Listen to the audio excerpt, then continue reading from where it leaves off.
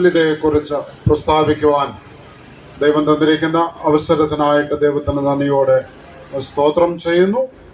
ഞങ്ങളെ നടത്തിയ, ഞങ്ങളെ രക്ഷിച്ച, ഞങ്ങളെ വീണ്ടെടുത്ത, ദിനംതോറും നടത്തുന്ന ഈ സ്നേഹ സവിശേഷതയെക്കുറിച്ച് ഒരിക്കൽ കൂടി നിങ്ങളുടെ മുൻപിൽ നിൽക്കുവാൻ ഞങ്ങൾക്ക് അവസരം തന്ന ദൈവത്തിൻ്റെ സകല മഹത്വവും അർപ്പിക്കുന്നു. ഒരുപക്ഷെ ഇതിനു മുൻപും സുവിശേഷ സന്ദേശങ്ങൾ നിങ്ങൾ കേട്ടിട്ടുള്ളവരാണ്. അതിനെ ഒരുപക്ഷെ സംശയദൃഷ്ടിയോടുകൂടി വീക്ഷിക്കുന്ന അനേകരുടെ നടുവിലാണ് ഞങ്ങൾ നിൽക്കുന്നത് എന്ന് ഞങ്ങൾക്കറിയാം. വേദപുസ്തകത്തിൽ ഇങ്ങനെ ഒരു വാക്യമുണ്ട്: അധർമ്മം പെരുകുന്നത് കൊണ്ട് അനേകരുടെ സ്നേഹം തണുത്തു പോകുന്നു. ഈ നാളുകളിൽ ലോകമെമ്പാടും അധർമ്മവും അനീതിയും അകൃത്യവും വർദ്ധിച്ചുകൊണ്ടിരിക്കുന്ന ഒരു കാലഘട്ടത്തിലാണ് പ്രിയമുള്ളവരെ ഞാനും നിങ്ങളും ജീവിക്കുന്നത്.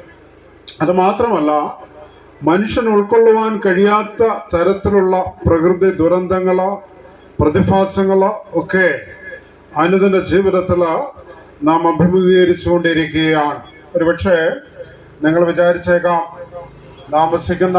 നാം ജീവിക്കുന്ന ഈ പരിസരത്ത് അങ്ങനെയുള്ള പ്രയാസങ്ങളൊന്നുമില്ല എന്ന്. എന്നാൽ ഇന്നത്തെ ആനുകാലിക വാർത്താ മാധ്യമങ്ങളൊക്കെ നാം ഒന്ന് പരിശോധിക്കുന്നുവെങ്കിൽ ആയിരങ്ങൾ നിമിഷങ്ങൾ കൊണ്ട് മരണത്തിന് കീഴടങ്ങുന്ന ചിത്രം നമുക്ക് കാണുവാനായിട്ട് സാധിക്കുന്നുണ്ട്.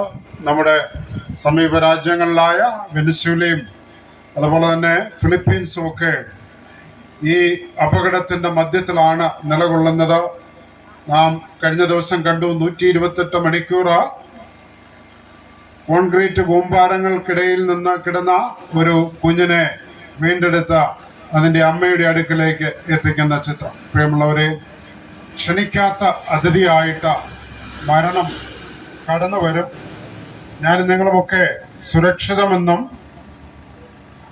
നല്ല കാലമെന്നും ഒക്കെ പറഞ്ഞ് ജീവിക്കുന്ന അതേ സമയത്ത് തന്നെ മൃത്യു നമ്മെ എത്തിപ്പിടിക്കുവാൻ സാധ്യതയുണ്ട്. പാട്ടുകാരൻ ഇങ്ങനെയാണ് പറയുന്നത്: 10,000 നില പൊക്കിപ്പണിതാലും അതിനുള്ളിലും മൃത്യു കയറി ചെല്ലും എന്ന് പാടുന്നു. പ്രിയമുള്ളവരെ, ഞാനും നിങ്ങളും ഈ ഒരു വസ്തുത മനസ്സിലാക്കേണ്ടവരാണ്. നാം ഇപ്പോൾ കേട്ടതുപോലെ യാതൊരു ഗ്യാരണ്ടി മാത്രമല്ല, വാറണ്ടി പോലും ഇല്ലാത്ത ഒന്നുണ്ടെങ്കിൽ അത് മനുഷ്യന്റെ ജീവിതമാണ്. ഏത് നിമിഷവും നാം ഇവിടെ നിന്ന് മാറ്റപ്പെട്ടേക്കാം. അപ്പോൾ എവിടെയാണ് നമ്മുടെ നിത്യത? നാം ചില